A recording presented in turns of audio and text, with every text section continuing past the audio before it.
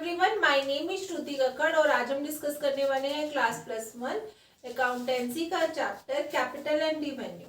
Video start करने से पहले अगर आपको मेरा आज का वीडियो पसंद आए तो प्लीज इस चैनल को लाइक, सब्सक्राइब और शेयर करना ना भूलें। तो चलो स्टार्ट करते हैं फिर आज का chapter, that is capital and revenue. अब सबसे पहले कैपिटल एक्सपेंडिचर क्या होता है?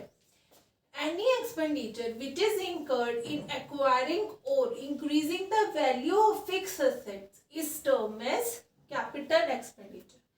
Capital expenditure वो expenditure है जो कि एक बिजनेसमैन करता है किसी असेट्स को लेने में या उसकी वैल्यू को और ज़्यादा इंक्रीज करने में जो उसका एक्सपेंडिचर या खर्चा होता है उसे हम कैपिटल एक्सपेंडिचर कहते हैं।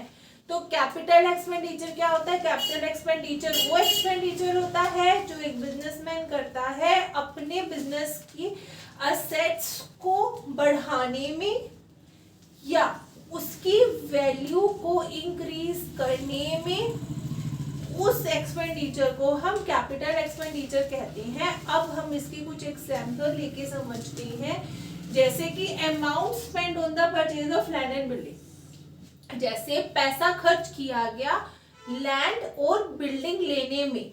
अब पैसा जब किया खरीदी गई लैंड एंड बिल्डिंग पैसा खर्च करके, तो उससे क्या हुआ?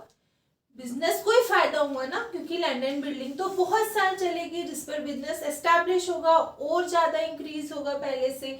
अब जैसे प्लांट एंड मशीनरी, फर्नीचर वगैरह अगर बिजनेसमैन खरीदेगा तो वो बिजनेस में यूज करेगा लॉन्ग टाइम तक, जिससे बिजनेस को फायदा होगा। तो ऐसे किए गए एक्सपेंडिचर को हम कैपिटल एक्सपेंडिचर बोलते हैं।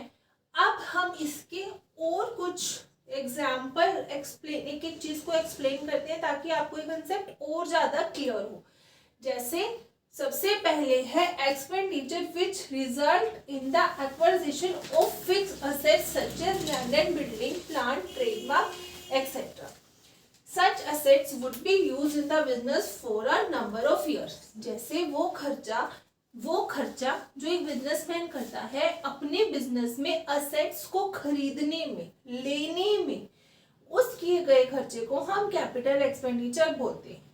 जैसे कि लैंड एंड बिल्डिंग ली, प्लांट, ट्रेडमार्क, ये सब इसके एग्जाम्पल हैं, क्योंकि अगर बिजनेसमैन इसे लेगा तो इसे लंबे समय तक यूज करेगा और उससे उसे प्रॉफिट होगा। दूसरा है expenditure in connection with the purchase और erection of fixed assets such as wages for erection of machinery, cartage paid on acquiring plant and machinery etc. जैसे कि दूसरे में हम बोलते हैं, जैसे कि जो खर्चा कनेक्ट होता है किसी फिक्स असेट्स को खरीदने में या उसको लाने में या ठीक करने में, उसे भी हम कहते हैं कि ये कैपिटल एक्सपेंडिचर के अंदर आता है। जैसे कि वेजेस जो है वो इरेक्टिंग मशीन, कार्टेज पे किए गए प्लांट एंड मशीनरी को लेने में, ऐसे किए गए खर्चे भी हमारे कैपिटल एक्सपेंडिचर में आते हैं। तीसरा है वो expenditure which result in the extension और इम्प्रूवमेंट ऑफ फिक्स असेट।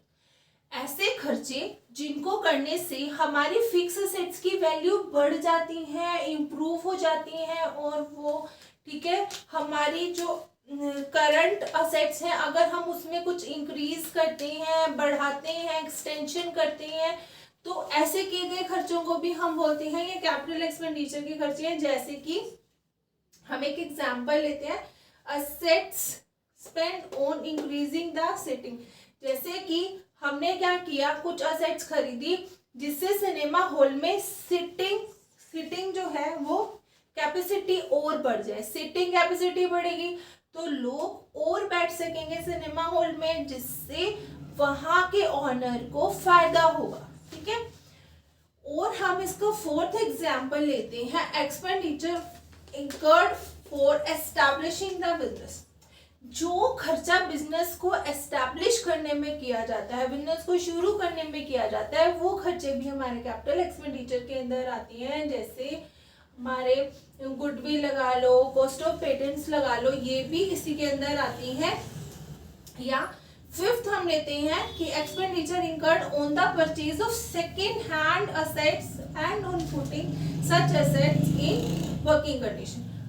ऐसी खर्चे जैसे हमने नई नहीं खरीदी, सेकेंड हैंड मशीन नहीं खरीदी, बट वो हमारे बिजनेस के लिए तो वैल्यूएबल है क्योंकि वो काम करेगी, ठीक है। अब हमने सेकेंड हैंड मशीनरी खरीदी, उस पर खर्चा किया और उसको वर्किंग कंडीशन में पहुंचा दिया और वो हमारे बिजनेस में मशीनरी यूज हो रही है, उसका यूसेज करके प्रोडक्ट बन रही है, मार्केट में बिक रही है और बिजनेसमैन को फायदा हो रहा है, तो ये भी कैपिटल एक्सपेंडिचर के अंदर आएगा। लास्ट हमारा एग्जाम्पल है all amounts spent up to the point and assets is put to use is stated as capital expenditure।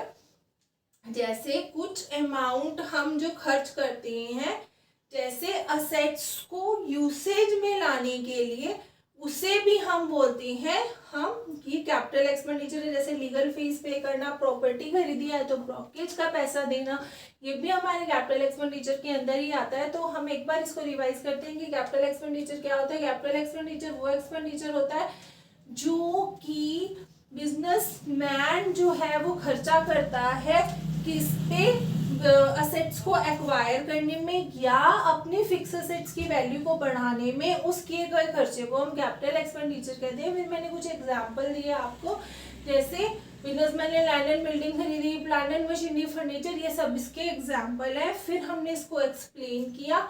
I hope आपको ये सब समझ आ गया होगा आज का करवाया हुआ। अगर आपको मेरा आज का वीडियो पसंद आया तो प्लीज़ इस चैनल को लाइक, सब्सक्राइब और शेयर करना ना भूलें।